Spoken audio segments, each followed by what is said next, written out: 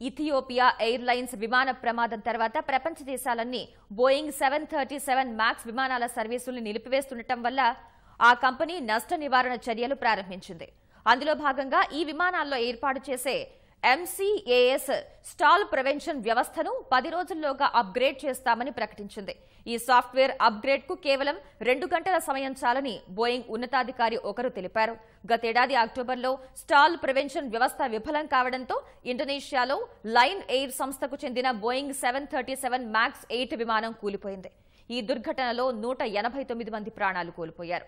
అయితే ఇటీవల Ethiopia airlines విమాన ప్రమాదానికి కారణాలు ఇంకా తెలియలేదు. ఒక్కో బోయింగ్ మ్యాక్స్ విమానంలో సాఫ్ట్వేర్ అప్గ్రేడ్ కు దాదాపు 14 కోట్లు ఖర్చు కానుంది. ప్రస్తుతం ప్రపంచవ్యాప్తంగా 371 బోయింగ్ 737 మ్యాక్స్ విమానాలు సేవలు అందిస్తున్నాయని, వీటి అప్గ్రేడ్ కు $1 బిలియన్ ఖర్చవుతుందని అంచనా వేశారు.